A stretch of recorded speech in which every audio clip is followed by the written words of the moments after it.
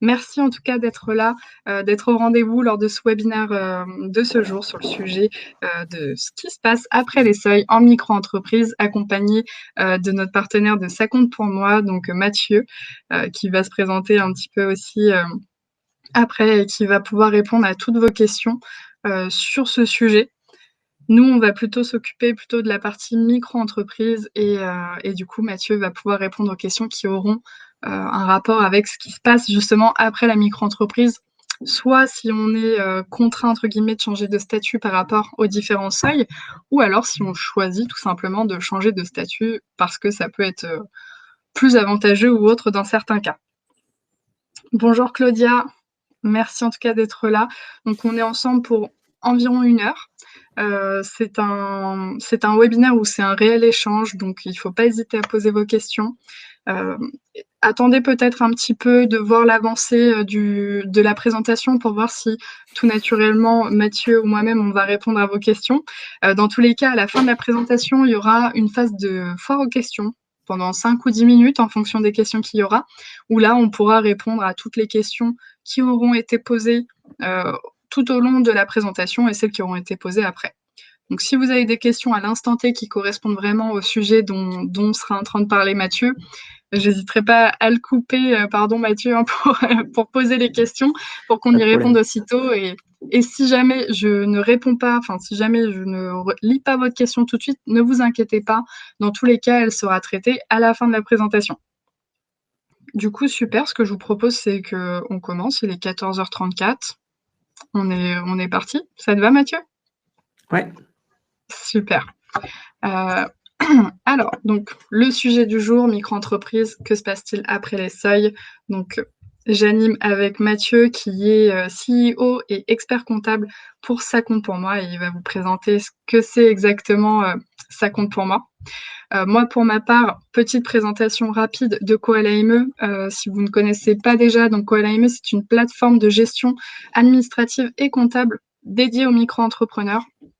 C'est une plateforme en ligne sur laquelle vous vous inscrivez et vous avez accès à l'intégralité de votre comptabilité. Vous pouvez faire vos devis, vos factures, tenir un livre de recettes, déclarer votre chiffre d'affaires, donner un accès à votre comptable, et cetera. Vous avez une grande, possibilité avec l'outil Koala ME. Ensuite, nous avons également un service de création de micro-entreprise qui n'est pas nouveau, mais qui a, vu le jour d'une manière différente depuis quelques jours.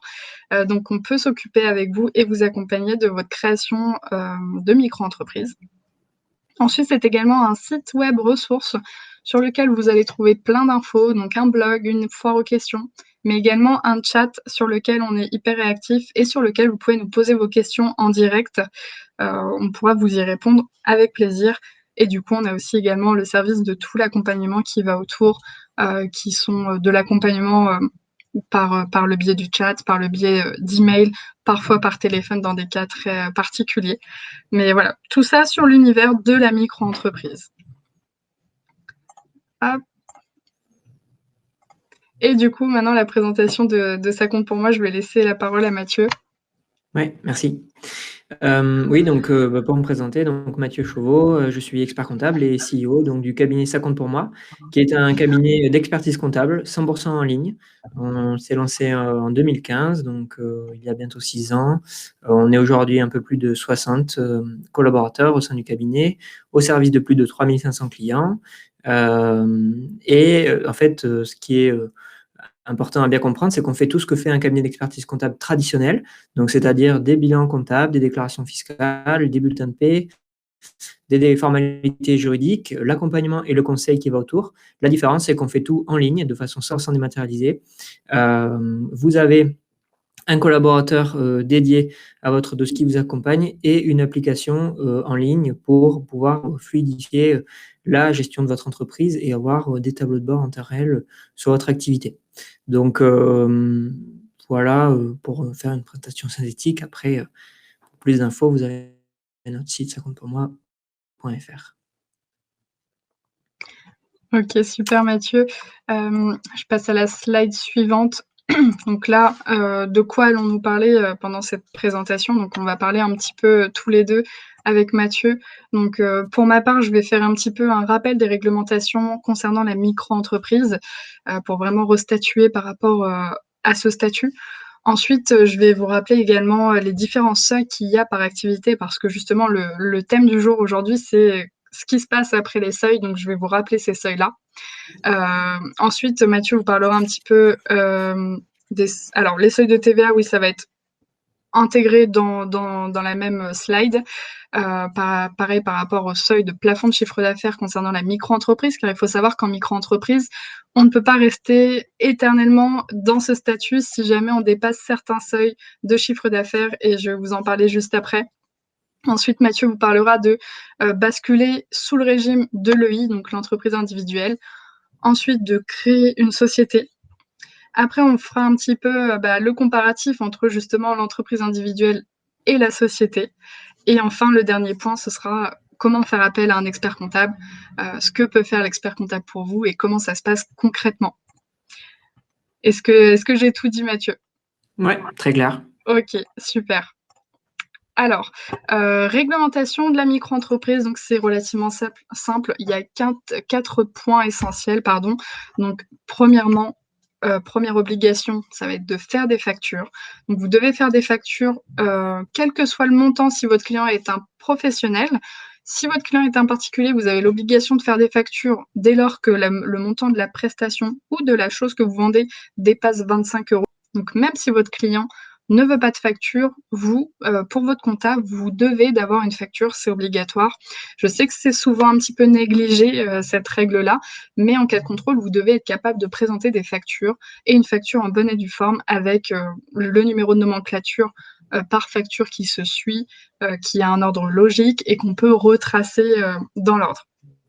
Avec Koala.me, vous pouvez faire vos factures, tout ce qui est numéro, de nomenclature ainsi que mention légale à faire figurer s'intègre automatiquement. Ensuite, deuxième obligation en tant que micro-entrepreneur, c'est de tenir un livre de recettes. Alors, un livre de recettes, c'est quoi? C'est un registre dans lequel vous devez faire figurer toutes les recettes, donc l'argent que vous avez gagné, lié à votre activité. Donc, vous devez faire mentionner donc le montant de la recette, de qui il provient, quand est-ce que vous l'avez encaissé et de quelle manière vous l'avez encaissé. Et ça peut être un registre sous forme papier, mais bon, ça, je vais pas trop vous le conseiller, ou sous forme numérique, notamment sur Koala.me, par exemple, vous pouvez le faire. Donc ça peut paraître un petit peu doublon, mais dès que vous faites une facture, vous devez également faire une entrée dans votre livre de recettes. C'est pas soit l'un, soit l'autre, c'est vraiment les deux. Ensuite, troisième obligation, déclarer son chiffre d'affaires. Donc quand vous êtes en micro-entreprise, tout ce qui concerne, ce qu'on doit payer comme charges et cetera, c'est, basé uniquement sur le chiffre d'affaires. Donc le chiffre d'affaires, ce sont les recettes que vous gagnez. Donc si votre client vous paye 100 €, votre chiffre d'affaires, c'est 100 €.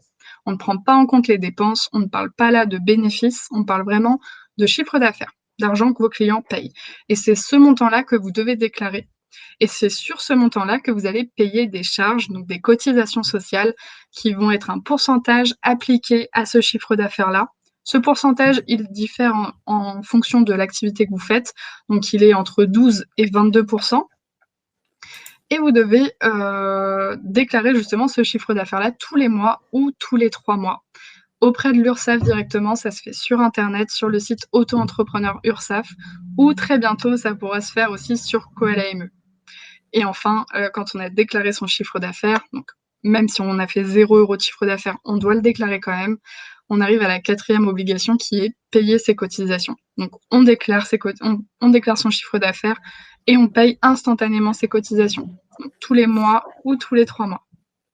Voilà pour les, rapidement, le rappel des réglementations que l'on a lorsque on est en tant que micro-entrepreneur.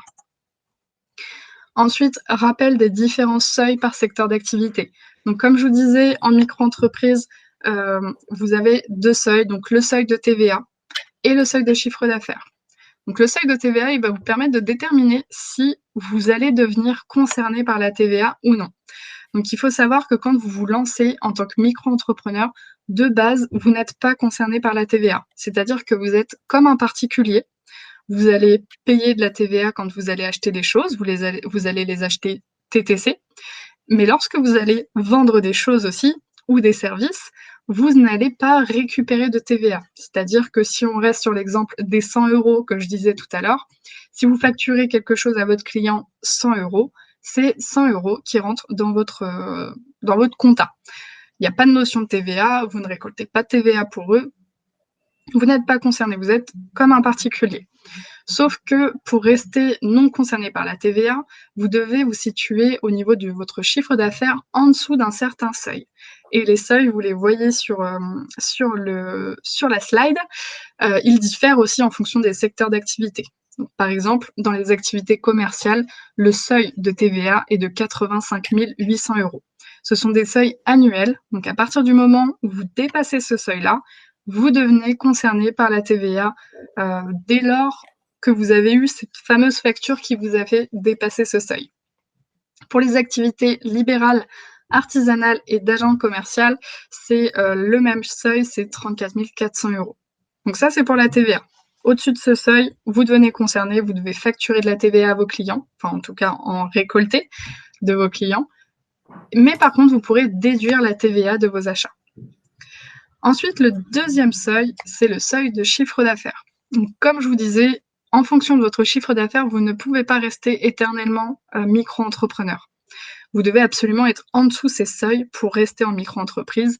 À partir du moment où vous les dépassez, vous n'avez pas le choix, vous devez changer de statut. Et les seuils pour l'activité commerciale, c'est 176 200 €. Donc là, on parle toujours de chiffre d'affaires annuel. Et pour activité libérale, artisanale et d'agent commercial, c'est 72 500 €. Voilà pour les seuils. Marina, on fait un prorata. Alors non, il n'y a pas de système de prorata, c'est vraiment en année civile. Et une question de Clément, quel seuil quand on cumule 2 activités? Dans mon cas, commerce de détail et prestation de service. Alors, en cas de multi-activité concernant les seuils, il y a 2 moyens de calculer. Enfin, il y a 2 conditions qui peuvent rentrer en compte. La première condition, c'est que le cumul de vos 2 chiffres d'affaires, donc de votre activité de commerce et de votre activité de prestation de service, cumulés, ne doivent pas dépasser le seuil de l'activité principale. Donc, si vous avez choisi activité commerciale en activité principale, vos 2 chiffres d'affaires ne doivent pas dépasser 176 200 €. S'ils dépassent, vous sortez du statut de la micro-entreprise. Deuxième condition, indépendamment, chacun des 2 seuils ne doit pas dépasser son propre plafond. Dans votre cas, toujours commerce et prestation de service, libérale ou artisanale, vous ne pouvez pas faire 75 000 € de chiffre d'affaires dans votre activité libérale et 50 000 € de chiffre d'affaires dans votre activité commerciale. Si on cumule les deux, on ne dépasse pas le seuil du chiffre d'affaires de votre activité principale, qu'on a considéré comme commerciale, par exemple. Mais comme dans l'une des 2 activités, vous avez dépassé le seuil de l'activité, vous sortez quand même du statut de la micro-entreprise. Donc voilà comment calculer un petit peu en cas de multi-activité. Bettina, si on reste tout le temps au-dessus de 34 000, mais en dessous de 72 500, puis-je rester micro-entrepreneur? Alors oui, si vous voyez bien les seuils dont vous parlez, donc là vous parlez de 34 400, c'est le seuil pour la TVA. Donc vous pouvez être micro-entrepreneur et concerné par la TVA. L'un peut aller avec l'autre sans problème. Et du coup, par rapport à l'activité principale, Clément, vous pouvez choisir votre activité principale. Normalement, c'est celle qui est censée vous générer le plus de chiffre d'affaires. Alors au début, c'est un petit peu compliqué à savoir quand on débute, mais vous pouvez l'estimer. Et ensuite, si jamais vous vous êtes trompé, c'est pas grave, vous pourrez modifier sans problème. Oui, voilà, c'est notamment pour ajouter juste une précision, excuse-moi. Ouais. Sur l'activité principale, c'est l'activité tout simplement que vous avez déclarée au moment de la création de votre micro. Donc, vous ne pouvez en choisir qu'une en activité principale. Donc, c'est celle qui correspond à votre code de APE. Voilà. C'est ça, exactement. Et après, on peut changer si jamais on s'est rendu compte que on s'est trompé et que c'était justement l'activité secondaire qui génère le plus de revenus. C'est ça? Exactement. Et l'autre question, Clément, je vais y répondre juste après sur que se passe-t-il quand on dépasse un seuil en cours d'année? Tout à fait, ça fait partie justement Garde le du suspense. thème. C'est ça, exactement.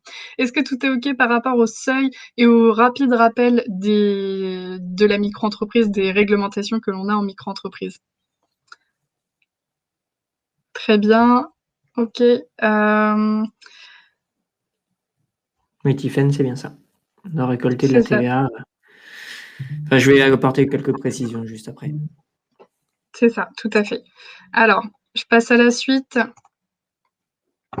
Donc là, justement, je vais laisser plutôt la parole à Mathieu concernant le seuil de TVA pour un petit peu plus de détails. Ouais. Donc déjà, le premier point, en effet, qu'on a déjà défini, c'est que les seuils de franchise en base de TVA ne sont plus les mêmes, parce qu'avant c'était le cas, que les seuils de la micro. Donc c'est pour ça que c'est super important de distinguer, comme l'a fait Alice, les seuils de micro et les seuils de la TVA. On peut très bien être micro-entreprise, donc au sens fiscal et social, et être redevable de la TVA. Que ce soit parce qu'on a dépassé les seuils ou que ce soit volontairement. Vous avez intérêt à opter pour la TVA, par exemple, si vous avez des clients professionnels. Pourquoi? Parce que, en fait, vos clients professionnels, vous allez leur faire des factures avec de la TVA. Eux vont la récupérer. Donc, pour eux, c'est neutre, puisque, en fait, que vous leur facturiez 100 euros sans TVA ou 120 euros avec TVA, c'est-à-dire 100 euros hors taxe plus 20 euros de TVA, pour eux, c'est neutre, puisque au final, le coût sera bien de 100 euros pour eux, puisque les 20 euros que vous allez leur facturer de TVA, ils vont pouvoir les déduire, eux, sur leur déclaration de TVA. Donc, quand c'est des professionnels soumis à TVA dans vos clients, optez pour la TVA. Pourquoi? Parce que vous allez certes en facturer, neutre pour vos clients, et vous allez pouvoir récupérer, du coup, en échange, la TVA sur vos achats. Donc, c'est pour ça qu'on n'y pense pas assez souvent. Après, c'est sûr que par simplicité, souvent, on ne va pas opter pour la TVA, mais moi, je vous dis, vous avez intérêt à opter, si vous, même si vous ne dépassez pas le seuil. En fait, le dépassement du seuil vous force à opter pour la TVA. Par contre, c'est pas parce que vous êtes en dessous que vous ne pouvez pas opter volontairement à la TVA. Donc, pensez-y parce que, ça peut être intéressant pour récupérer la TVA sur vos achats. Bon, même si c'est pas énorme, c'est toujours ça de gagner. Par contre, c'est sûr que si vous avez des clients particuliers, eux, ça va être important. Là, ça va tout changer puisque si vous facturez de la TVA, soit ça va augmenter le prix pour eux, soit ça va réduire votre marge. Donc là, je ne vous conseille pas d'opter pour la TVA par contre. Donc ça, n'oubliez pas que ce n'est pas une fin en soi, la TVA, dans le sens où vous n'êtes pas déjà obligé d'attendre le seuil pour dépasser le seuil pour le dépasser. Vous pouvez opter la TVA sans avoir dépassé le seuil. Et si vous dépassez le seuil, vous êtes redevable de la TVA, mais vous n'êtes pas obligé non plus de passer au REL, vous pouvez rester micro. Voilà. Ça, c'est les petites subtilités qui n'existaient pas il y a 2-3 ans, mais en fait, ils ont changé les seuils de la micro. Même il y a peut-être plus maintenant, je n'ai plus la date, et ils ont désindexé les deux seuils. Ensuite, donc soit vous avez il y a 3 cas, hein. Soit vous avez un chiffre d'affaires donc annuel en dessous du seuil de la franchise de TVA, donc parce que quand on dit qu'on est en dessous qu'on n'est pas redevable de la TVA, qu'on ne dépasse pas des seuils, on appelle ça la franchise en base, point de vue technique. Donc fiscalement, ça s'appelle la franchise en base de TVA. Donc de la même manière, une société peut très bien être en franchise en base de TVA, ce n'est pas réservé qu'aux micros. Il suffit qu'elle ne dépasse pas les seuils. On a, nous, chez nous, plein de clients, ils sont en société, ils ne dépassent pas les seuils de la TVA, ils sont en franchise en base. Donc, de la même, à l'inverse, ça fonctionne aussi. Si on a un chiffre d'affaires qui ne dépasse pas le seuil de la franchise, donc ce sont les seuils qu'a annoncé Alice juste avant, bah là, on n'est pas obligatoirement, en effet, soumis à TVA, donc on n'est pas soumis à TVA, on n'a aucune obligation par rapport à ça. Soit on a notre chiffre d'affaires qui est compris entre le seuil de la franchise, donc celui qu'on a dit par exemple pour les prestations de services 34 400, et le seuil majoré, puisqu'il y a un seuil majoré et il a une importance, vous allez voir, pour savoir quand c'est qu'on est redevable de la TVA. Si on est le chiffre d'affaires, on est entre le seuil de la franchise et le seuil majoré. Donc le seuil de franchise, par exemple, pour les prestations de services, c'est 34 400 et le seuil majoré, je ne l'ai pas marqué là, mais je crois que je me l'étais ouvert parce que c'est 36 500. Voilà, c'est ça. Donc le seuil majoré, c'est 36 500. Donc si vous êtes entre 34 400 et 36 500, vous pouvez maintenir le franchise en base sur l'année en cours et l'année suivante. Par contre, si vous cumulez, si vous êtes 2 années de suite dans cet interstice-là, vous êtes obligé de basculer dès le 1er janvier de l'année suivante. Donc, en N+2, Si en N plus N plus 1, vous êtes là-dedans, N 1er janvier N plus 2, vous basculez.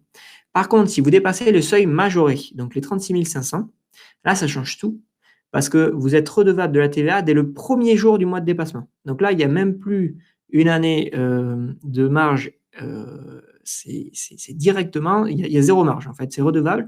Et c'est là où il est le piège, c'est que dès le premier jour du mois de dépassement. C'est-à-dire que si vous dépassez le seuil le 29 du mois, vous êtes quand même redevable de la TVA depuis le premier. Donc, toutes les factures que vous avez faites depuis le premier du jour du mois, vous êtes redevable de TVA dessus. Donc, attention, c'est super important et d'où l'utilité de bien suivre précisément vos recettes et d'utiliser des outils pour ça, comme le fait très bien Colameux, c'est que vous avez la nécessité de suivre précisément vos recettes, de savoir où vous en êtes pour savoir quand c'est que vous allez dépasser le seuil et l'anticiper. Parce que si vous voyez que vous êtes très proche du seuil à la fin d'un certain mois, ou même dès que vous voyez que vous êtes très proche du certain seuil, anticipez-le parce qu'il va falloir que vous mettiez de la TVA sur vos factures.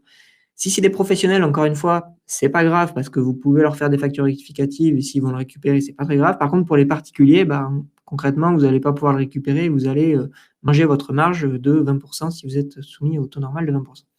Donc là, c'est le piège.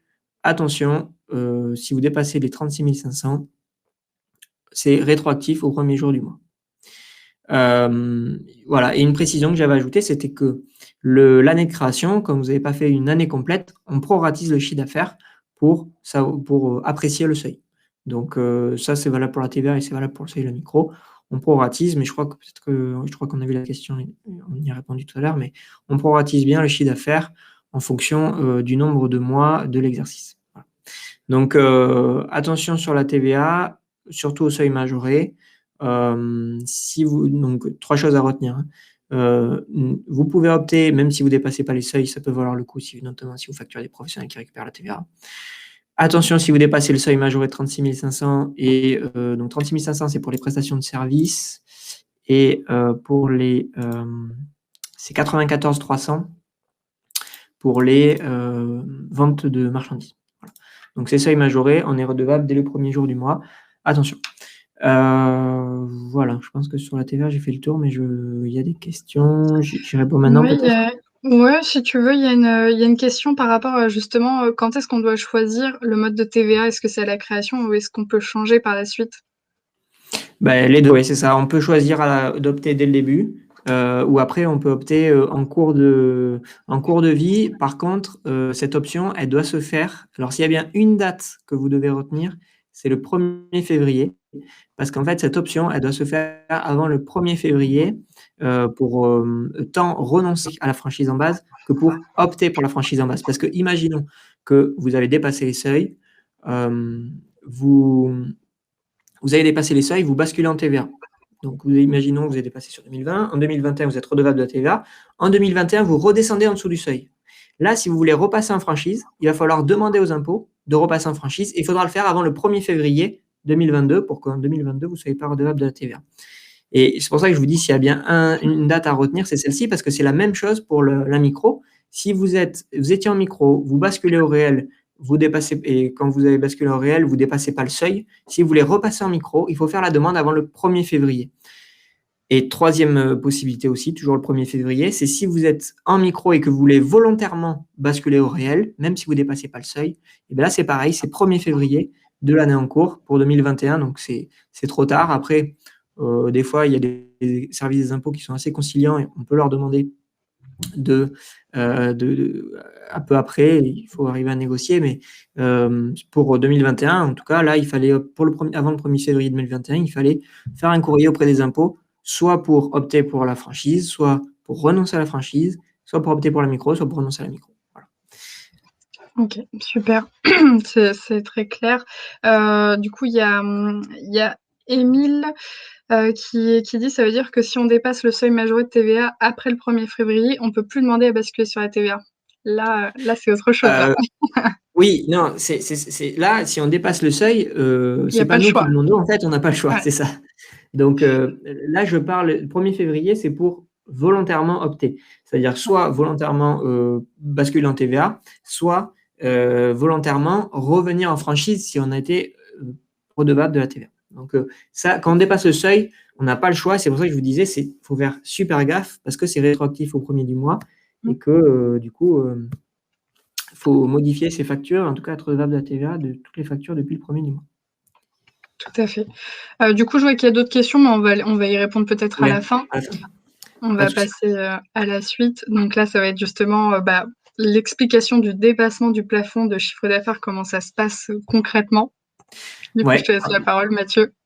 Oui, donc ça, c'est pour les micros. On a parlé de la TVA. Maintenant, du coup, on parle vraiment pour le régime micro, donc micro social, micro fiscal. Donc, il y a les seuils dont on a parlé tout à l'heure.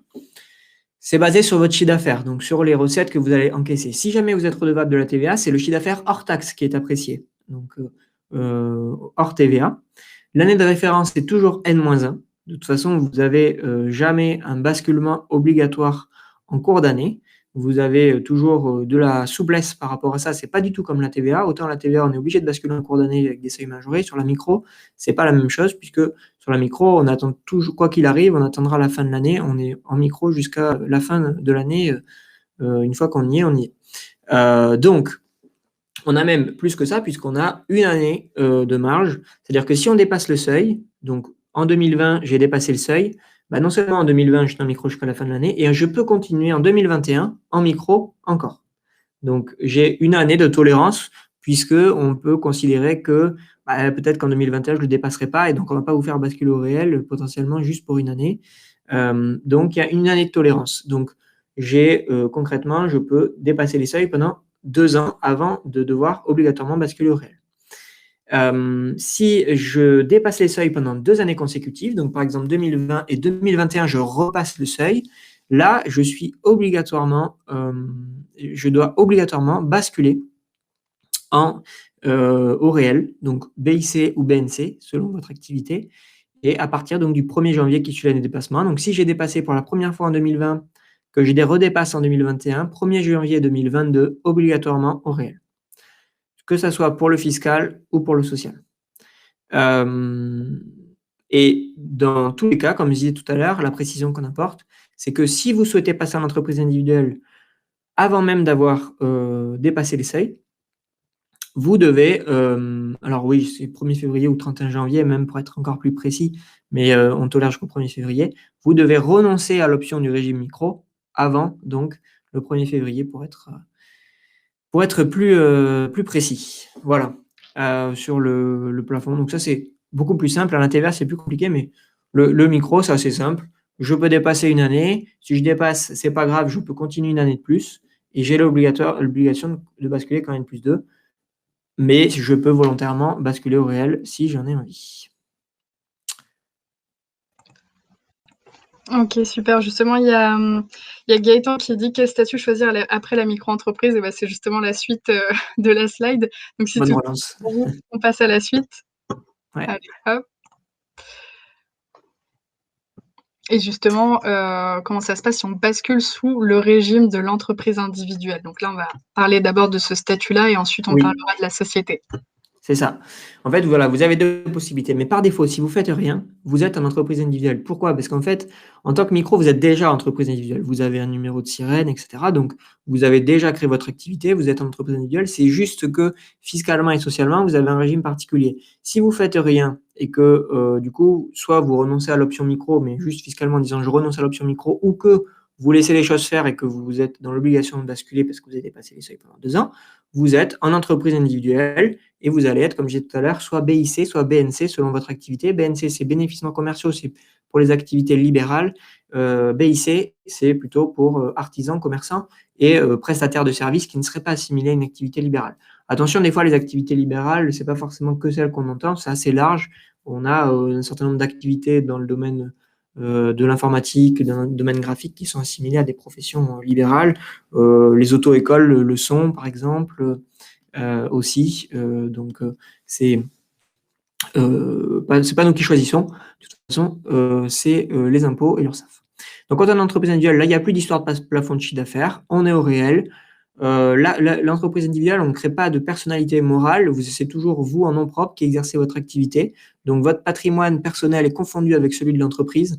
Vous n'avez pas spécialement une protection de votre patrimoine personnel. Alors, il y a 2 choses qui sont aujourd'hui quand même protégées, notamment au niveau immobilier. C'est la résidence principale, elle est obligatoirement, par défaut, elle est protégée, et les autres biens immobiliers que vous auriez, vous pouvez les protéger en faisant une déclaration d'insaisissabilité, j'y suis arrivé, chez un notaire, notamment, pour pouvoir dire que, vous protégez tous vos biens immobiliers. Donc, c'est quand même aussi aujourd'hui, en tout cas, assez limité, cette protection. Surtout, il faut se poser la question de savoir si elle a du sens parce que, en fait, elle a du sens si vous êtes amené à avoir des dettes conséquentes que vous ne pourriez pas honorer dans un certain nombre de professions. Ça va pas forcément être le cas si vous êtes freelance, que vous êtes une activité de prestation de service, que vous n'avez pas d'emprunt bancaire en face, que vous n'allez pas acheter de la marchandise, etc. Il y a peu de chances pour que vous ayez des problématiques de dépôt de bilan. Donc, faut apprécier quand même et relativiser cette responsabilité qu'on appelle illimitée. L'avantage de l'entreprise individuelle, c'est qu'elle est très simple d'un point de vue juridique. Il n'y a pas de création de statut, rédiger des statuts. Il n'y a pas un coût de faire une assemblée générale, par exemple, tous les ans, qui est obligatoire en société, de déposer les comptes, etc. Donc, ça a quand même un coût un peu plus faible. La responsabilité limitée, j'en ai parlé. Et donc là, cette fois, on n'est plus en micro. Donc, on n'est plus sur je déclare mes recettes et en face, j'ai des cotisations sociales de manière forfaitaire et un impôt avec un abattement forfaitaire. Là, cette fois, on est au réel. Donc, comme son nom l'indique, le réel, c'est j'ai un chiffre d'affaires et de ce chiffre d'affaires, je vais déduire mes charges. Donc, je vais déduire toutes les charges que j'engage dans le cadre de mon activité, mes frais de déplacement, le matériel que je vais acheter, les marchandises, les frais bancaires, postaux, téléphone, les honoraires, tout ce que vous engagez dans le cadre de votre activité, c'est déductible. Or, bien sûr, la rémunération du dirigeant, c'est-à-dire tout ce que vous allez vous prélever à titre personnel, ce n'est pas une charge déductible en tant que telle, puisque ça, c'est neutralisé d'un point de vue du résultat, puisqu'on va considérer que c'est le résultat, c'est-à-dire chiffre d'affaires moins l'ensemble de vos charges, qui est votre rémunération. C'est-à-dire que ça, c'est ce que vous avez gagné, puisque même si c'est sûr que ce n'est pas toujours ce que vous avez pris, puisqu'il y a des fois un décalage entre trésorerie et résultat, mais on va considérer fiscalement que c'est ce que vous avez gagné. En tous les cas, même si vous ne l'avez pas touché, vous le toucherez forcément un jour, puisque si c'est une histoire de décalage de trésorerie, vous le toucherez peut-être, par exemple, qu'à la fin, quand vous allez fermer l'entreprise. Donc, d'un point de vue fiscal, c'est comme ça que ça fonctionne. Et ce résultat, donc, il est soumis à l'impôt sur le revenu, au barème progressif, donc comme n'importe quel revenu, comme un salaire, par exemple. Mais là, il n'y a plus d'abattement cette fois, hein, on déclare directement votre bénéfice sur votre déclaration de revenus. Et on va déclarer aussi ce bénéfice auprès des organismes sociaux pour payer vos cotisations sociales. Et là, cette fois, ce ne sera plus un forfait en fonction de votre chiffre d'affaires, ce sera votre bénéfice qui va rentrer dans un barème qui déterminera le montant de vos cotisations sociales qui vont être d'environ, selon votre profession, selon le montant des revenus, pour faire très large, entre 35 et 45% de votre bénéfice. Voilà. Ça va dépendre en fait parce que en fait vous avez deux possibilités après au niveau des cotisations sociales. Soit vous êtes artisan commerçant, en gros BIC comme je vous disais tout à l'heure, et vous êtes à l'URSSAF uniquement. C'est l'URSSAF qui appelle l'ensemble de vos cotisations sociales, une seule caisse. Si vous êtes profession libérale, vous allez avoir URSSAF pour la partie maladie et allocation familiale et une autre caisse pour la retraite. Ça peut être la CIPAV, par exemple, qui doit peut-être déjà vous appeler certains qui sont au micro, mais ça peut être, selon votre statut et votre profession, d'autres caisses qui sont spécifiques, comme la CNBF pour les avocats, la CARMF pour les médecins, la CARPINCO pour les auxiliaires médicaux, etc., etc. Voilà. Donc ça, c'est voilà le régime d'entreprise individuelle, assez simple, et fiscalement, on impose un bénéfice. Et la société, je vais peut-être enchaîner. Ouais, hop. Et en contrario avec la société.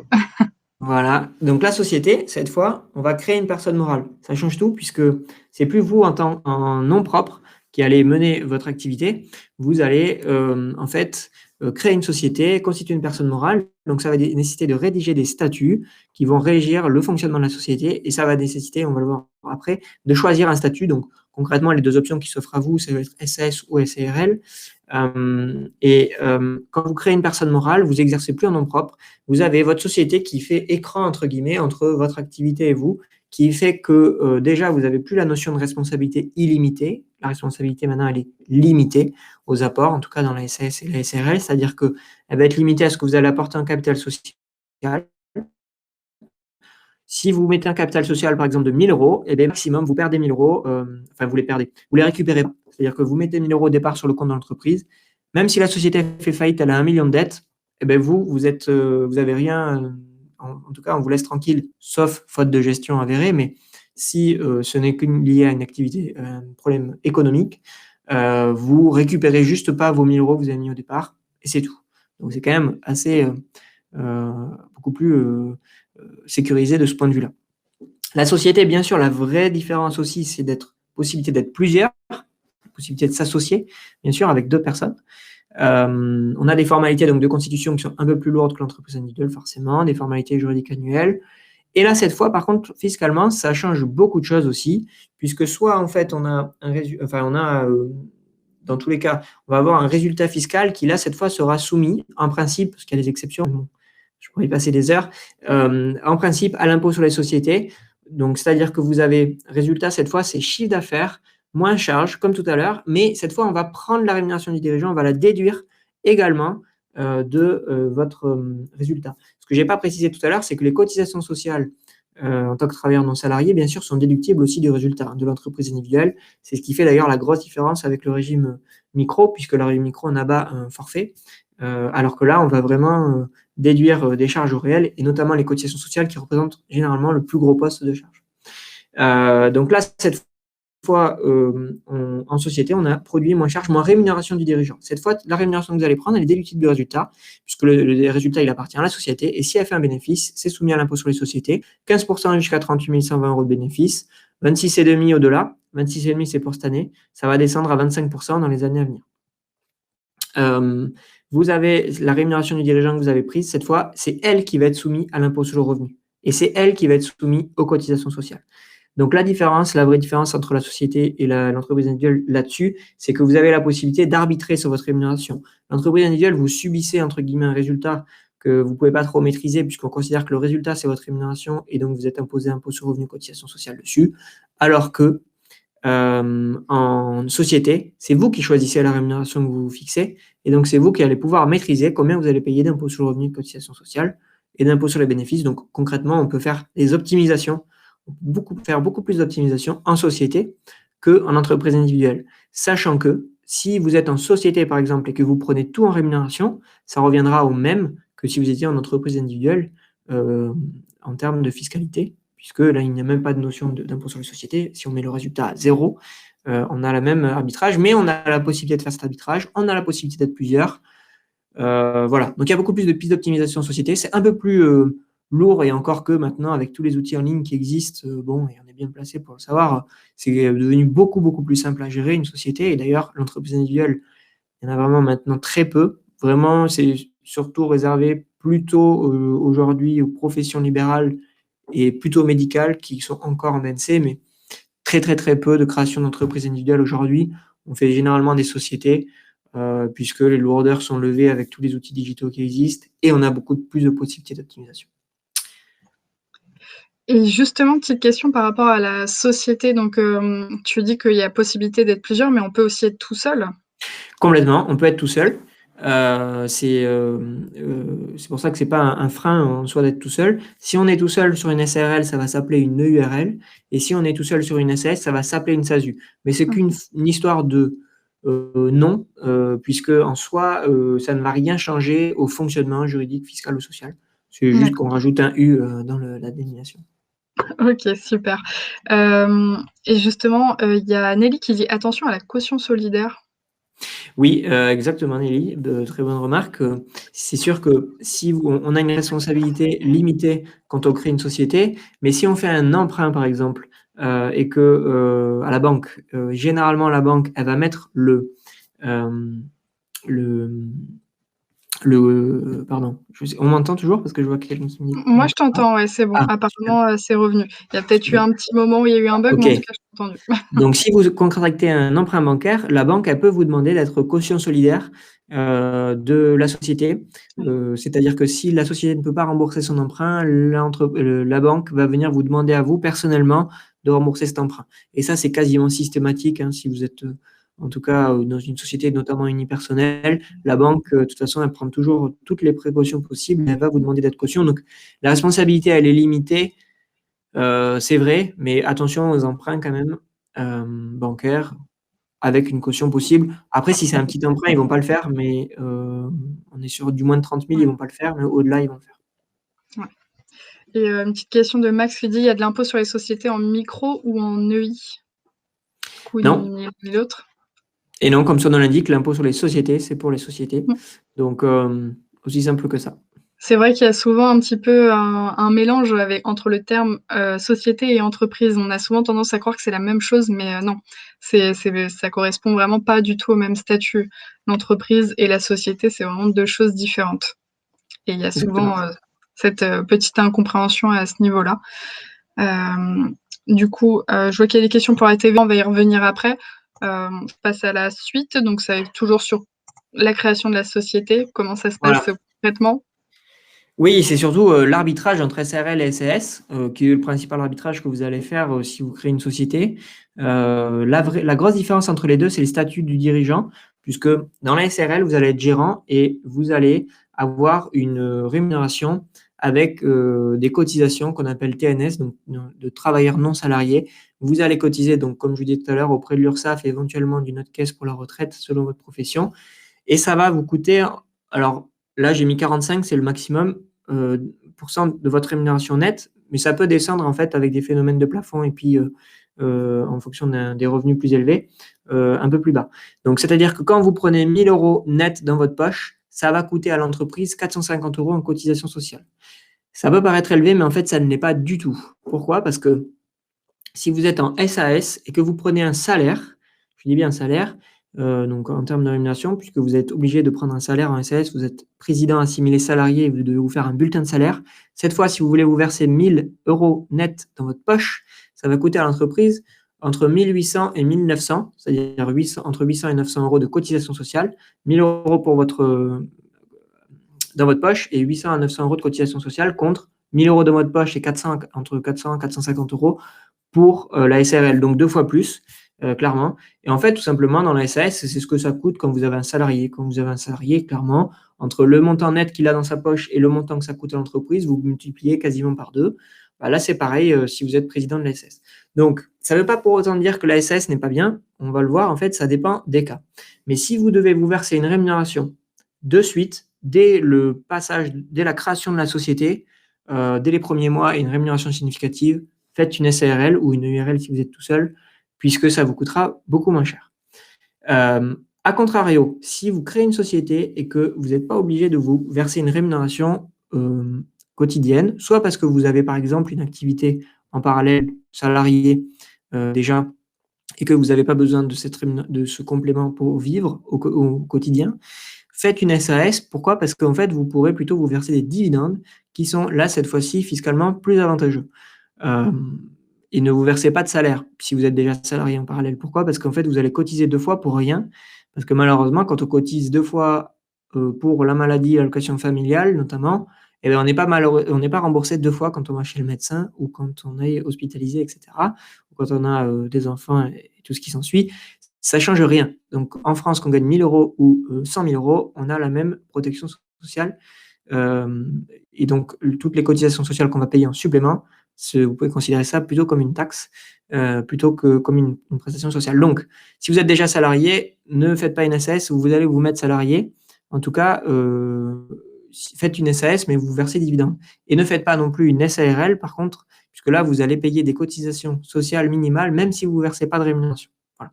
Donc ça, c'est super important, en tout cas, de savoir déjà dans quelle position est-ce que c'est votre activité principale ou non. Et si c'est votre activité principale, est-ce que vous allez vous verser un salaire ou pas? Parce que ça peut être aussi, par exemple, des cas de personnes qui ont des allocations au retour à l'emploi, des aides au retour à l'emploi, pardon, donc les allocations chômage.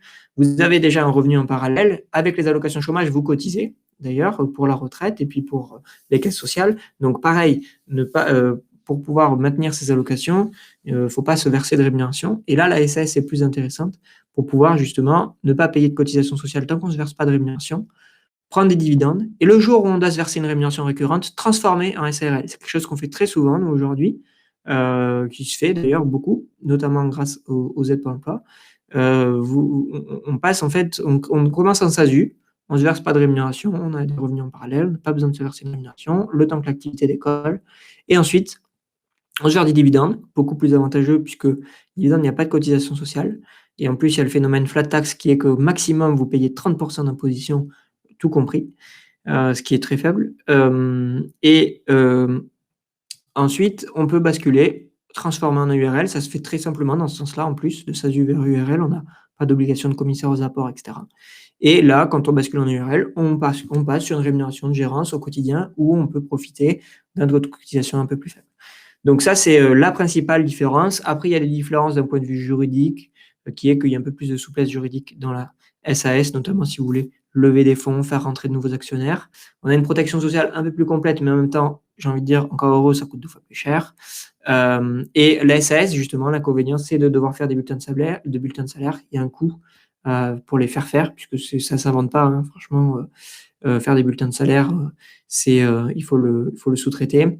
Et la SARL, l'inconvénient qu'on peut y noter parfois, c'est qu'elle fait un peu peur, puisque le système anciennement du RSI, en tout cas maintenant, je vais marquer RSI parce qu'on le lit encore souvent, mais sinon c'est l'URSSAF-TNS maintenant. Ça peut paraître complexe, puisqu'en fait, on fait des appels de provision qui sont régularisés l'année d'après, mais je vous assure que ça coûte quand même 2 fois plus cher. Je réponds à une question en direct parce que c'est un sujet qui me tient à cœur. On parle du TZ pour faire les bulletins de salaire. Bon, moi, je vous le déconseille très fortement, forcément, mais si ça vous convient, c'est parfait. Mais le TZ, nous, historiquement, on le voit quand on reprend après des dossiers où on fait les bulletins, il y a plein d'erreurs de partout. Donc, alors que c'est l'URSSAF qui fait les bulletins, mais c'est assez piégeur comme système. Voilà. Est-ce que tu peux expliquer rapidement c'est quoi le TZ? Ouais, le TZ, en fait, c'est un site de l'URSSAF qui permet de faire ses propres bulletins de salaire. La problématique, c'est qu'en fait, ça repose sur ses propres déclarations, qui fait que quand on n'a pas de connaissances en paye, malheureusement, on ne sait pas à quelle obligation on est astreint et on ne va pas pouvoir forcément rentrer les bonnes données. Quand bien même, du coup, les données qui vont sortir seront justes par rapport à ce qu'on aura dit, mais si on n'a pas donné les bonnes données, le problème de la paye, en fait, c'est de rentrer les bonnes données. Après, faire un bulletin, c'est pas compliqué, mais par contre, ce qui est compliqué, c'est de rentrer les bonnes données. Donc voilà, et puis bon, le TZ, ils vont pas vous faire vos contrats, vos avenants, vos affiliations mutuelles, etc. Donc c'est assez limite en tout cas. Voilà. Ok, super. Il y a des petites questions rapidement si on peut répondre là. Du coup, quelle est la différence entre salaire et dividende? Comme là, tu parlais de dividende dans le cas de la société. Ouais, c'est vrai, pardon. Je pars tout seul dans mes trucs, mais c'est vrai que c'est important de préciser. En fait, des dividendes, c'est la distribution du bénéfice de votre société. Comme on l'a dit tout à l'heure, quand on crée une société, il y a une personne morale, ce n'est pas vous. Donc, vous n'allez pas pouvoir prendre de l'argent comme ça sur le compte bancaire, comme vous le faisiez en micro, par exemple, sans vous poser de questions. Quand vous allez sortir de l'argent de la société, il faut forcément que ça se prenne la forme soit d'un remboursement de frais, par exemple, d'accord, soit d'un salaire, soit de dividendes. Le dividende, c'est votre rémunération en tant qu'associé de la société. Vous avez le droit à récupérer une partie du bénéfice, puisque comme vous êtes associé, vous avez un droit dans les bénéfices. Donc les dividendes, c'est distribuer le bénéfice. Pour pouvoir distribuer le dividende, ça veut dire qu'il faut faire un bénéfice, ça veut dire qu'il faut avoir clôturé d'abord des comptes annuels, il faut faire d'abord un bilan, avoir un bénéfice, et ensuite on peut se distribuer les dividendes. Le salaire, c'est votre rémunération liée à votre travail, cette fois, et pas liée au capital, contrairement au dividende. Et donc, la rémunération du travail, soit elle prend la forme d'un salaire, et donc sous la forme d'un bulletin de salaire en SAS. Si vous êtes en SRL, elle prend la forme d'une rémunération de gérance sans contrainte. Il n'y a aucun bulletin. En fait, vous faites ce que vous voulez. Là, vous pouvez prendre directement du compte bancaire vers votre compte personnel. Attention quand même, puisqu'après, il n'y a pas de formalité, mais en fin d'année, on va regarder combien vous avez pris, et c'est ça qui va être soumis à impôt sur le revenu et à cotisation sociale. Donc, ne soyez pas trop gourmands, puisque notamment la première année, vous allez avoir des appels de cotisation très faibles, puisque tant qu'ils ne connaîtront pas votre rémunération, l'URSSAF, et après, ils vont régulariser en deuxième année. Et en deuxième année, ils vont non seulement régulariser la première année, et ils vont aussi vous appeler en deuxième année comme si vous preniez la même rémunération que la première année. Donc, en gros, ils vous appellent 2 ans d'un coup. Donc, faites attention à pas trop prendre de rémunération. Donc, et du coup, oui, pardon, parce que je vois la question, et c'est vrai que j'étais lancé là-dessus, le dividende, c'est quelque chose qui se verse annuellement. Oui, en fait, c'est ça. Enfin, il faut au moins, en tout cas, avoir clôturé son exercice pour pouvoir se les distribuer. On ne peut pas distribuer les dividendes par anticipation. Enfin, en tout cas, on peut, mais il faut nommer un commissaire aux comptes, etc. Enfin, très, très complexe. Que dans les grandes entreprises, ça se fait pour calmer les actionnaires qui sont un peu mécontents, mais sinon, ça se fait pas vraiment, on va dire, dans la vraie vie et dans une TPE. Donc, les dividendes, ça se verse une fois qu'on a clôturé. Bien sûr, quand on a réalisé un bénéfice, on ne peut pas se distribuer plus que le bénéfice. Et encore une fois, là, il y a un prélèvement à la source qui est fait dessus de 30%. Donc, vous allez pouvoir distribuer en gros maximum 70% de votre bénéfice net d'impôt sur les sociétés, donc après impôt sur les sociétés. Et donc, ça peut, par contre, si vous ne le versez pas de suite, c'est-à-dire que vous dites, ben là, cette année, je ne veux pas me le verser, vous pouvez vous le verser plus tard. Vous pouvez faire ce qu'on appelle une distribution de réserve, c'est-à-dire en attendant, je le mets en réserve et je me le distribuerai plus tard, la fiscalité sera la même.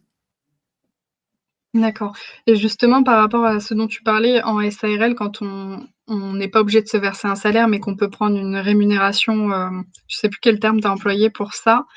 Est-ce que ça, pour cette rémunération-là qu'on peut prendre entre guillemets, si j'ai l'impression, un peu quand on veut, justement il y a pas de règles hormis le fait de faire du bénéfice? D'un Non, il point n'y a de même vue pas besoin de faire du bénéfice en soi. Ah oui, Il n'y a vraiment pas de règle du tout. On prend la rémunération qui nous paraît cohérente. Bien sûr, il faut que la trésorerie de la société le permette. oui. Mais non, il y a vraiment aucune règle en fait, puisqu'on va déclarer, on va prendre et en fin d'année, quand on fait le bilan, on comptabilise les prélèvements personnels qui vont être imposés à l'impôt sur le revenu aux cotisations sociales. Donc c'est pour ça que en fait, le risque, il est surtout la première année, puisque tant qu'on a des appels de cotisations sociales très faibles, parce que la première année, ils ne connaissent pas notre revenu, donc ils font un appel minimum, on appelle ça. C'est-à-dire que même si vous ne prenez pas de rémunération, il y a des cotisations minimales à payer en SARL. C'est pour Mmh. ça que je vous disais tout à l'heure, quand vous avez déjà une activité en principale en parallèle et que vous n'allez pas prendre de rémunération, ça ne vaut pas le coup puisque vous allez payer ces cotisations minimum et pas en SAS. On a payé des cotisations très faibles, donc ça veut dire qu'on aura quand même un peu de trésorerie. On a tendance à vouloir prendre, mais le problème, c'est que par contre, on n'a plus de trésorerie quand les cotisations sociales tombent en deuxième année. Donc il faut faire attention. D'accord, super. Je vois qu'il y a d'autres questions, on va y revenir peut-être après. Bien sûr. Du coup, on passe à la suite. Donc Voilà, mais le j'ai choix entre les répondu en 2. fait. En fait, tu as déjà Ça, répondu je un pense peu. que j'ai répondu. La SAS, c'est plutôt une structure qui est évolutive au niveau du capital, comme je l'ai dit tout à l'heure, beaucoup plus souple juridiquement. Si par exemple le dirigeant est salarié en parallèle, c'est une bonne option, je l'ai dit. Ou si on a les aides au retour à l'emploi, si on a un peu d'épargne et qu'on n'a pas besoin de se prendre en rémunération, SAS est intéressante pour se verser des dividendes. La SARL, par contre, c'est plutôt adapté quand on a besoin de prendre une rémunération immédiate. C'est plutôt le cas d'ailleurs d'une micro qui va basculer en SARL où, en gros, ben, on a si on a dépassé le seuil, c'est que c'est notre activité principale, qu'on commence à avoir une bonne rémunération, qu'on a besoin de continuer à avoir cette rémunération. Donc, on va plutôt privilégier justement la SARL, en tout cas, si on est dans ce cas-là. OK, et de toute façon, si jamais, il y a des cas très particuliers et qu'on se demande, selon notre cas, quelle serait la meilleure option, est-ce que les personnes présentes sur le webinaire de ce jour peuvent, venir poser des questions sur votre site Oui, ou bien avoir des sûr, complètement. conseils? Oui, OK. déjà, en fait, c'est un webinaire à part entière, pardon, le choix de la société qu'on fait, nous, d'ailleurs. Donc, je vous invite à aller voir notre chaîne YouTube qui s'appelle Entrepreneurs Connectés. En fait, je vous mettrai le lien, si vous voulez, dans le chat. Et déjà, vous avez un webinaire rien que sur ça. Et on en anime de nouveau régulièrement. Mais en fait, de toute façon, moi, ce que je vous conseille surtout, c'est de ne surtout pas faire ce choix tout seul. Mmh. Justement, typiquement, on est là pour ça. Nous, on a des créateurs tous les jours qu'on accompagne justement sur ces choix-là. On fait ce qu'on appelle les rendez-vous projets quand on a une personne qui veut monter un projet et on va passer 1 heure avec lui là-dessus pour déterminer quel est le meilleur choix sur SAS, SRL, entreprise individuelle, quel est le meilleur capital social, où c'est qu'il faut fixer son siège social, quand c'est qu'il faut clôturer sa date, qu'est-ce qu'il faut prendre comme rémunération, tout ça. Faites-vous accompagner par un expert comptable. C'est vraiment indispensable. Ouais, complètement. Donc, C'est s'il y a des super cas en important. particulier, ouais, on pourrait trouver votre réponse, avec Ça compte pour moi. Exactement. Du coup, la suite, donc c'est donc, le choix entre l'entreprise individuelle ou la société. Voilà, maintenant qu'on a expliqué les deux et qu'on a vu quelle société était dans quel cas, là, vraiment, le choix, ça va vraiment, encore une fois, dépendre des volontés de chacun, des particularités. par exemple, notamment, en fait, il y a un truc assez concret, c'est que si vous avez des emprunts bancaires et que vous avez des délais de paiement assez importants, la société peut être intéressante puisque tout à l'heure, je vous rappelais que l'entreprise individuelle, le résultat, ça va être chiffre d'affaires moins charge, peu importe que ça soit décaissé ou non. En tout cas, si vous êtes en BIC, pas pour les BNC. Désolé, parce que les BNC, c'est dépenses recettes. Mais si vous êtes donc artisan ou commerçant, en tout cas, ou pas BNC, peu importe que ça soit décaissé ou pas, ça va rentrer dans votre chiffre d'affaires. Donc, si vous avez un paiement assez long, que vous avez facturé votre client, mais qui vous paye que dans 3 mois, vous êtes quand même imposé dessus dès la facturation. Et le deuxième point, c'est qu'un emprunt, ça ne va pas passer dans les charges, il y a seulement les intérêts qui passent dans les charges. Donc, le problème, c'est que vous remboursez un emprunt, donc ça sort de votre compte bancaire, mais ça n'est pas déduit de votre résultat. En fait, c'est juste un mouvement au niveau du passif de votre bilan qui fait que il va y avoir un décalage entre votre résultat et votre trésorerie. Votre résultat va être plus important que votre trésorerie et donc vous allez être imposé sur un impôt sur le revenu et des cotisations sociales sur quelque chose que vous ne pouvez pas vous verser puisque vous n'avez pas la trésorerie pour vous le verser. Puisque soit vous l'avez remboursé à la banque, soit c'est parce que c'est vos clients ne vous ont pas encore payé. Donc là, la société est quand même un peu mieux là-dessus. C'est le premier point. Et comme je l'ai dit tout à l'heure, la société elle permet vraiment de multiplier les pistes d'optimisation de la rémunération, que ce soit le choix entre SRL et SRL, on l'a vu, distribuer des dividendes, on peut faire des intérêts de compte courant, des indemnités kilométriques, refacturer les loyers. Enfin, on peut faire plein de choses pour optimiser son revenu qu'on peut pas ou peut faire en entreprise individuelle. Donc la société, moi, je suis plutôt pro-société aujourd'hui. Sauf peut-être pour les BNC, typiquement, voilà, une infirmière, un ostéo, des médecins, etc. Plutôt, peuvent rester en entreprise individuelle BNC. OK, super. Du coup, dernière partie de la présentation, c'est, donc du coup, pourquoi faire appel à un expert comptable et aussi comment le faire? Bien sûr. Bah, là, en fait, de toute façon, on a bien un peu déjà répondu à la question parce que vous avez vu que c'est pas si simple que ça, l'affaire et que déjà le choix de la structure juridique, il est capital. Et en fait, quand vous allez créer votre structure, le choix de la structure et tout ce qui va autour, j'en ai un petit peu parlé tout à l'heure, le montant du capital, la date de clôture, le code, tout à l'heure, on a parlé d'activité principale, donc c'est-à-dire le code APE que je vais choisir, plein de choses comme ça. Ça, c'est vraiment super important de se faire accompagner parce qu'en fait, alors c'est jamais trop tard, mais ça coûte très cher en France de modifier, des choix juridiques, notamment, des choix de statut, modifier, une adresse, modifier une date de clôture, modifier, ne serait-ce qu'un dirigeant et cetera. Ça coûte cher. En fait, c'est vraiment, et là, c'est que même s'il y a des solutions numériques qui permettent de réduire ces prix-là, ça coûte cher au niveau du greffe et des impôts et ça, et on peut rien y faire. Donc attention, à bien faire ça et puis ça peut tout simplement aussi vous coûter cher en cotisation quand vous avez choisi le mauvais choix, la mauvaise structure et que vous allez du coup surpayer des cotisations et ça, nous, on le voit assez souvent et après on rectifie le tir, mais des fois c'est trop tard parce que les personnes ont voulu, en plus à juste titre, faire un petit peu des économies au début et se passer de ce type de conseils, ils ont payé bien plus, soit par les modifications qu'ils ont apportées après, soit par, le surcoût en cotisation et en impôts. Donc, franchement, vu les montants qui sont en jeu, qui peuvent être des fois très significatifs, rien que pour ça, c'est super important. Ensuite, le deuxième point qui est super important, c'est que, quand vous devez faire un bilan comptable, on a parlé aussi de bulletin de paye, bon et tout ce qui va autour, une liasse fiscale, mais c'est un métier, clairement. Franchement, vous avez autre chose à faire que de vous former à la comptabilité, de faire ça et en plus tout ça pour que malheureusement, ça soit, pas, forcément juste à la fin et c'est normal parce que c'est pas votre métier et que, même si, moi je me forme à la maçonnerie, je sais pas si, je vais pouvoir construire une maison qui va tenir, à peu près droit et qui ne va pas s'effondrer.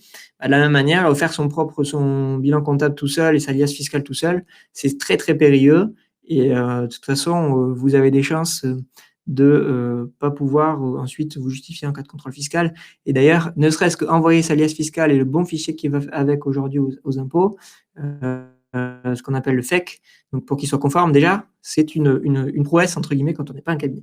Donc déjà, pour ne pas vous embêter avec ça, ne pas perdre du temps, être bien conseillé et avancer en toute sérénité, comme on l'a mis, et être tranquille, faites appel à un expert comptable. Le vrai avantage, et je suis bien placé pour en parler, c'est qu'aujourd'hui, avec des solutions en ligne et donc un expert comptable en ligne, vous avez l'avantage d'être accompagné, d'être tranquille par rapport à tout ça, en ayant un budget adapté à une TPE, en ayant une solution 100% dématérialisée, en ayant des outils de suivi de votre activité, beaucoup de réactivité, de la disponibilité, etc. Donc, on essaye de faire en tout cas bouger les lignes beaucoup. L'image que peut avoir un expert comptable des fois où on n'ose pas franchir la porte d'un cabinet, nous, on lève toutes ces choses-là pour que justement accompagner le plus possible les TPE et pour pas qu'elles soient seules parce que sinon des fois c'est trop les résultats malheureusement coûtent cher. Voilà. Tout à fait. Et du coup, Mathieu, est-ce que toi, tu conseillerais un futur entrepreneur qui veut lancer son projet, qui se dit, bon, je vais tenter la micro-entreprise pour tester parce que je sais pas trop ce que ça va donner, je sais pas si ça va vraiment marcher ou pas. Est-ce que tu conseilles quand même à ce genre de profil que nous, on rencontre beaucoup chez Coal-AME, de quand même faire un bilan d'abord avec un expert comptable pour vraiment être sûr que le statut de la micro-entreprise va être adapté? Ou est-ce que sans vraiment de données réelles derrière, il y a quand même moyen de faire une analyse? Ouais, c'est compliqué de faire une Mmh. analyse en effet sans bilan. Après, vous êtes peut-être, et je me tiens une balle dans le pied, mais vous n'êtes pas obligé d'avoir un expert comptable pour pouvoir le faire en tout cas. C'est-à-dire que c'est quand même, si vous avez notamment un compte dédié à votre activité, ça peut être assez simple de voir déjà où vous en êtes sur recettes moins dépenses et d'avoir déjà un peu de visibilité sur un peu de visibilité là-dessus en disant votre chiffre d'affaires, ça vous le connaissez, vous n'avez pas le choix puisque vous le déclarez, mais il faut avoir de la visibilité sur vos dépenses. Nous, on a sorti un simulateur, justement, que vous pouvez retrouver sur notre site pour justement choisir en fait entre micro et réel et voir quand c'est que c'est le plus intéressant. Donc, du coup, c'est encore le mieux. Par contre, pour faire ce simulateur, il faut en effet avoir une visibilité sur ses charges puisqu'il faut rentrer ses charges de manière réelle. Donc, le mieux, c'est quand même d'arriver à suivre un peu ses charges. Quand on a un micro, ça peut être assez simple, sans avoir forcément besoin d'un expert comptable. Après, on a en effet un certain nombre de clients qui oscillent en fait entre la micro et le réel chaque année, puisqu'en fait, on peut choisir chaque année d'être en micro ou pas, puisqu'on l'a dit, on peut choisir jusqu'au 1er février. Donc, il faut un bilan. Et en fait, on fait l'arbitrage de savoir si c'est le micro ou si c'est le Mmh. réel qui est le plus intéressant. Donc, D'accord. ça, c'est une possibilité. Et on voit chaque année, et puis là, on dit, ah non, là, c'était le micro, etc. Donc, le mieux, c'est quand même d'avoir de la visibilité là-dessus et de pouvoir ensuite le simuler. Si vous voulez, Mmh. c'est pareil, le simulateur, je peux vous le mettre en… Ouais, à la limite, tu me l'enverras en lien. Je vais faire un mail à la fin de la Ouais, présentation que je vais envoyer pour résumer un petit peu toutes ces parfait. choses-là et donner Je les peux liens l'envoyer. pratiques. Ça Ouais. marche. Du coup, pour la présentation, c'est terminé. Du coup, on peut passer à une phase de questions-réponses. Je sais qu'il y a eu quelques questions qui n'ont pas trouvé, enfin, auxquelles on n'a pas répondu aussitôt. Bon, ça fait 1h03 qu'on est ensemble. On se dit 10 minutes de questions-réponses? Allez. Et puis, si jamais on n'a pas le temps de répondre à votre question, dans tous les cas, vous pouvez aller soit sur le chat de Coal-AME pour la poser ou alors contacter directement, sur le site de Ça compte pour moi et je vous mettrai tous les liens pour pouvoir accéder à toutes les astuces et cetera. Ouais. Alors hop, je passe en mode questions-réponses. Heu, tac, tac, tac, alors, une question que je pense que beaucoup de personnes se posent, alors je ne sais pas si on va pouvoir répondre concrètement, car je pense que ça dépend un petit peu de chaque cas, mais combien ça coûte un comptable ou un expert comptable en général? Mmh. Ouais, là, alors déjà, c'est important, comptable ou expert comptable, parce qu'en fait, comptable en tant que tel, ça n'existe pas, dans le sens où c'est forcément un expert comptable. En fait, un expert comptable dans le sens où, en fait, il y a une réglementation en France, c'est une profession réglementée qui fait que seul un expert comptable a le droit de tenir la comptabilité d'une entreprise. Vous pouvez pas, faire appel à, une entreprise qui va dire qu'il fait de la comptabilité, mais qui n'est pas, inscrit à l'ordre des experts comptables. Donc ça, c'est super important. Faites appel à un prestataire qui est inscrit à l'ordre des experts comptables. Pour être inscrit à l'ordre des experts comptables, c'est très simple. C'est qu'il faut que ce cabinet, il ait des experts comptables eux-mêmes inscrits. Donc moi, par exemple, je suis inscrit, Mathieu Chauveau, sur la liste des experts comptables. Vous pouvez les vérifier si vous voulez. Et j'ai inscrit, moi, en tant qu'expert comptable, mon cabinet, ça compte pour moi, sur la liste d'experts comptables de l'ordre des experts comptables d'Occitanie, puisqu'on est à Toulouse. On est à Toulouse, mais on intervient dans toute la France, hein, on n'a aucune limite géographique, hein, comme on est en ligne. Donc, déjà, ça, c'est le premier point super important, faites appel à un expert comptable. C'est vraiment une profession réglementée. Ensuite, le deuxième point, c'est qu'en fait, c'est assez simple, hein. Moi, je peux vous dire en cas nos tarifs, puisque nous, on est totalement transparent, ils sont affichés sur notre site, vous pouvez aller voir sur sacomptpourmoi.fr, vous allez le voir directement.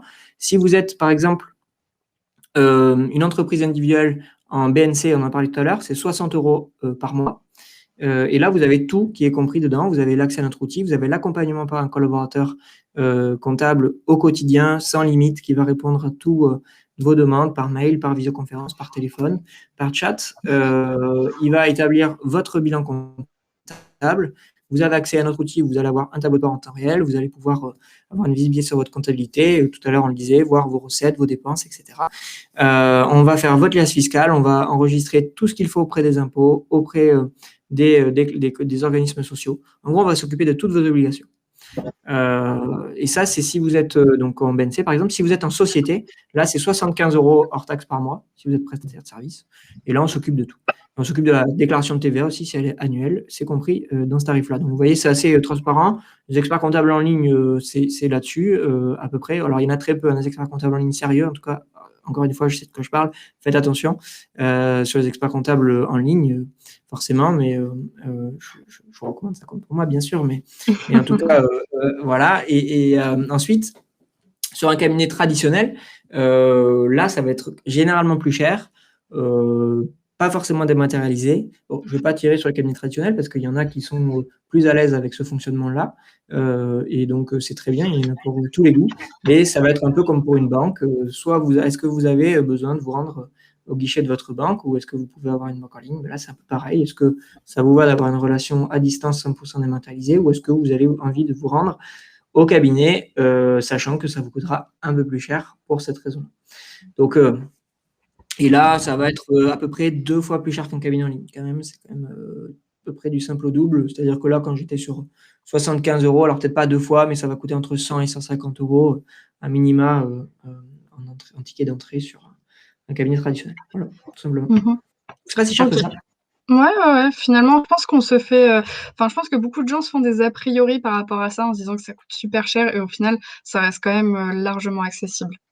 On a réussi à automatiser beaucoup de choses, en fait, grâce à la technologie, qui nous permettent, en fait, de proposer ces prix-là.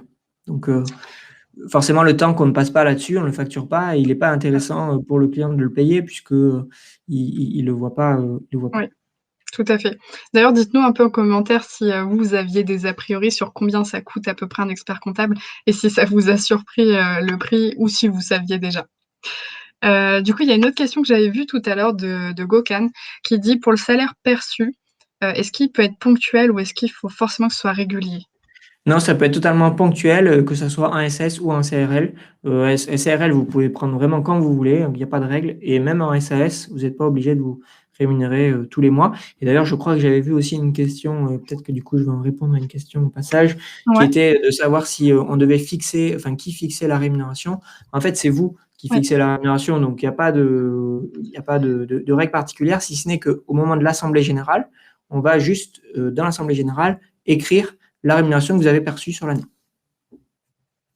Si OK. par exemple, vous avez des aides au retour à l'emploi d'ailleurs, Pôle emploi va vous demander d'avoir, aussi, ça peut arriver, soit une attestation de non-rémunération pour prouver que vous n'avez pas pris de rémunération et qu'ils continuent à vous percevoir, Pôle emploi, pour continuer à percevoir Pôle emploi, soit que de faire un procès-verbal d'assemblée générale pour dire que vous n'allez pas être rémunéré, ça peut arriver, mais à l'avance en disant, par exemple, sur 2021, le dirigeant ne sera pas rémunéré et ça vous permet de donner ça à Pôle emploi pour prouver que vous n'allez pas percevoir de rémunération. On le fait assez souvent. OK. Je regarde s'il y a d'autres questions auxquelles on n'a pas répondu.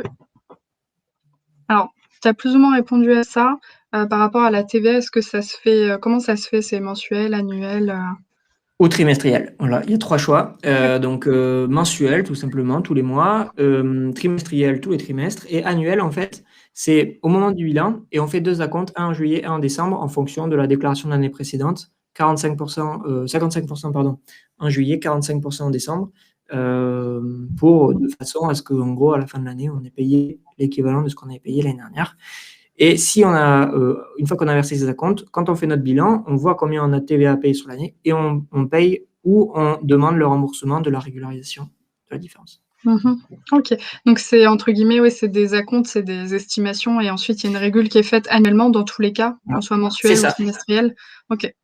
Non, mensuel et trimestriel, c'est au réel tous les mois. Donc, Ah OK. mensuel, je déclare vraiment réellement ce que j'ai encaissé, enfin encaissé comme TVA, décaissé comme TVA. Donc Mmh. trimestriel, pareil. L'annuel, par contre, là, c'est des estimations. En tout cas, la première année, c'est une estimation. La deuxième année, c'est en fonction de l'année précédente et ainsi de suite. C'est des acomptes qui sont, voilà, basés sur l'année précédente et on régularise au moment du bilan. Bon, dans tous les cas, il y a toujours des petites régularisations, même quand on est en mensuel, trimestriel, au moment du bilan, puisque il y a les petits décalages parfois ou des Mmh. factures qui n'ont pas été prises en compte, et cetera. OK. Hem, j'ai signé alors Clément qui dit: «J'ai signé des contrats de prestation 12 mois avec la TVA non applicable. Si je franchis le seuil de TVA, dois-je modifier mes contrats?» Et ouais, Mmh. c'est une question, très classique, je l'ai eu il y a pas très longtemps d'ailleurs et en fait, malheureusement, en fait, j'ai eu la question avec, des devis par exemple, ce qui est un devis sur, qui va s'étaler sur, plusieurs mois, sur une prestation qui va s'étaler sur plusieurs mois et donc on fait un devis et après on va faire des factures. Sauf que si en effet on passe le seuil entre le moment où on a fait le devis et le moment où on va faire la facture finale, il peut y avoir cette problématique de TVA. Donc, d'où la nécessité, encore une fois, de bien anticiper cette problématique. Et là, bah ouais, vous n'aurez pas le choix de devoir modifier vos contrats. Hem, une question de Jessie, donc j'ai un contrat et on est 2 co-traitants. C'est moi l'interlocuteur unique pour ne pas avoir les charges de toute la facturation, exemple 2 000 €, alors que mon co-traitant me facture la moitié. Puis-je faire un groupement GME? Alors je sais pas ce que c'est GME, est-ce que tu sais Mathieu? Je pense que c'est Non? GIE peut-être qu'elle voulait dire. Je sais pas, si vous avez plus de GME, je connais précisions pas. Jessie? Mais peut-être que c'est un Non. GIE. Mais bon, GIE, ça Pour existe. Ouais, pour que la facture soit au nom de la GME, du coup, je sais pas ce que c'est et que nous, on facture la GME et qu'on déclare uniquement ce qui est à nous, soit 1 000 € chacun. Alors j'ai Max me pas dit: du «C'est tout un compris la question, groupement j'espère que momentané». Ouais, Max me dit: «C'est un groupement momentané d'entreprises». C'est la d'accord. première fois que j'en entends parler.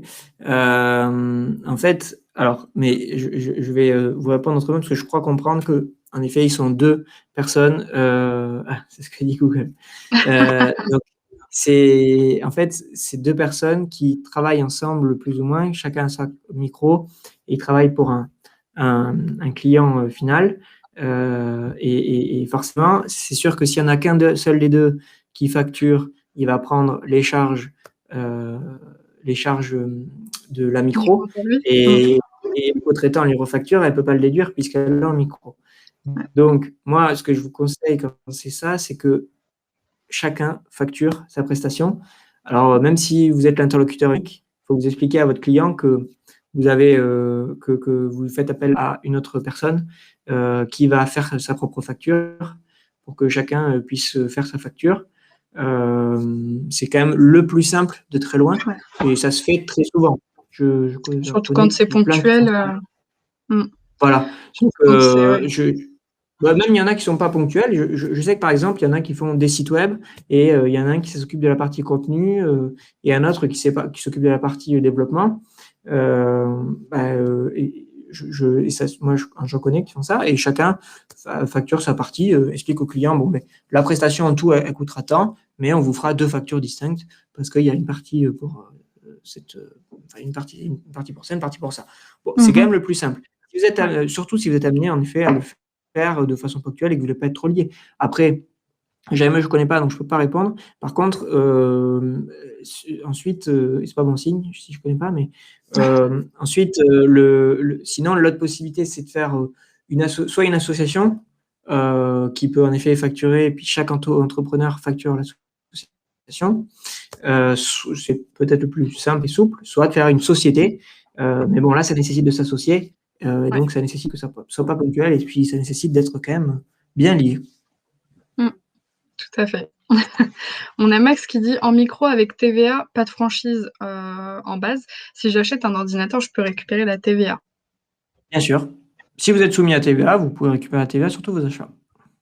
Est-ce que justement par rapport, à la TVA, quand on est soumis à la TVA et qu'on est micro-entrepreneur, il y a des limites, ce sur quoi on peut récupérer de la TVA? Il faut quand même que ça ait un lien avec son activité? Oui, voilà, c'est ça. En fait, c'est du bon sens. C'est-à-dire qu'il faut que ça soit engagé dans le cadre de l'activité. Ouais. Il faut qu'on puisse le justifier. Donc déjà, il faut avoir le justificatif. Ça, c'est super important. C'est la base, c'est d'avoir le justificatif. Là, c'est la condition de forme, pardon. Et la condition de fond, c'est que ça soit lié à votre activité. Donc, si l'ordinateur, bien sûr, il est pour les besoins de votre activité, pas de souci. Par contre, si vous achetez, je sais pas, un un vélo, mais que vous n'en avez pas besoin pour votre activité, vous n'allez pas pouvoir, Mmh. récupérer quoi que ce soit. De toute façon, d'ailleurs, au passage, le vélo, en plus, c'est un mauvais exemple parce que la TVA n'est récupérable, c'est un moyen de transport de personnes et la TVA n'est jamais récupérable sur les moyens de transport de personnes, sur un scooter, et cetera.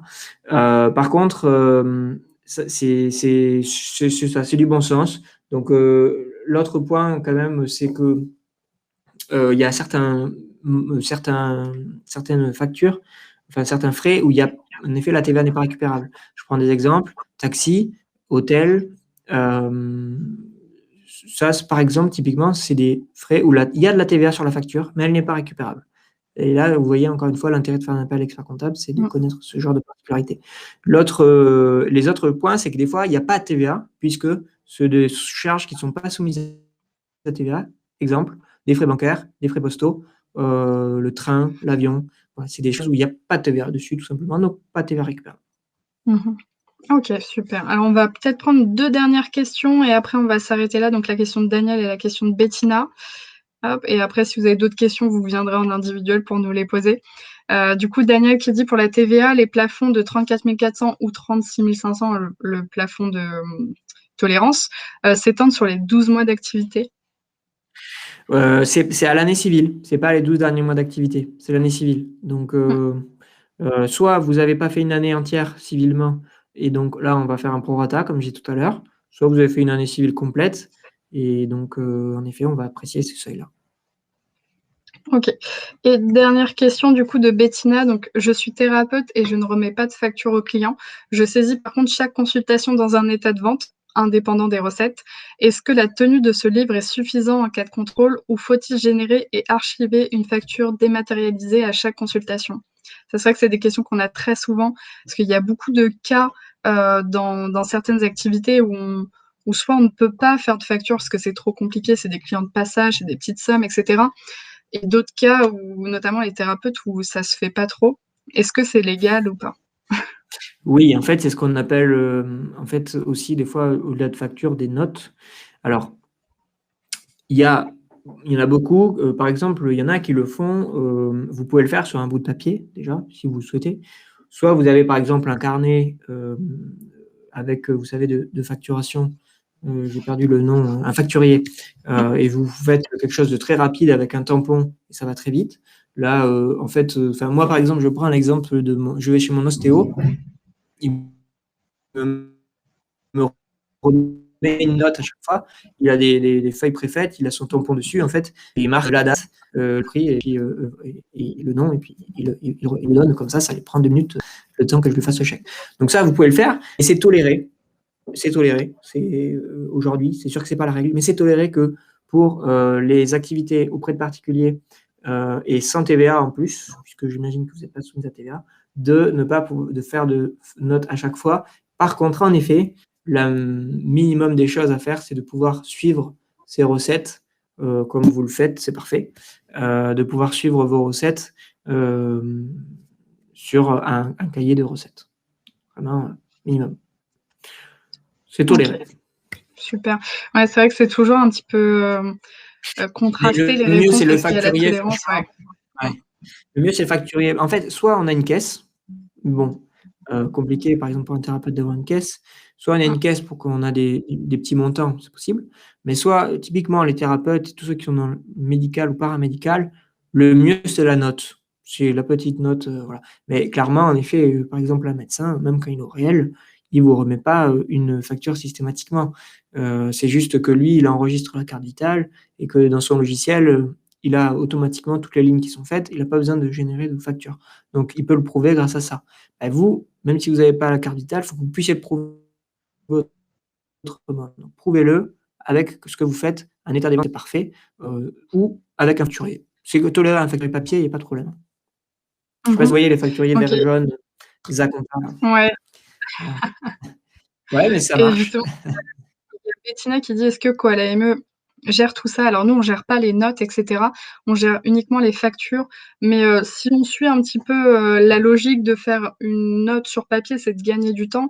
Au final, le faire sur Koala ME, vous le faites sur votre téléphone ou sur votre PC, en même temps que votre client, vous fait votre chèque ou autre. Vous renseignez, la chose que vous lui facturez qui peut être renseignée à l'avance, donc pas besoin de tout retaper.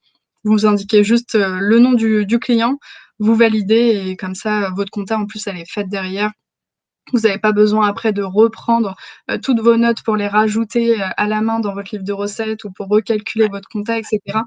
Donc au final, c'est toléré de pas faire de facture, mais si vous pouvez le faire et en plus plus facilement et rapidement, faites-le quand même. Je pense que c'est peut-être mieux quand même. Donc moi, le petit conseil que je pourrais vous donner dans ce genre d'activité où on est face à face avec son client, c'est hop, j'ai toujours, mon onglet Koala ME qui est ouvert sur mon PC. Je vais sur mon PC, je tape tout ce qu'il faut et puis, je valide et puis c'est fait en 2 minutes. Ouais, surtout si vous avez des clients récurrents, on peut rentrer les clients, choisir le client, j'imagine, à l'avance, choisir la prestation, on peut avoir une liste des articles.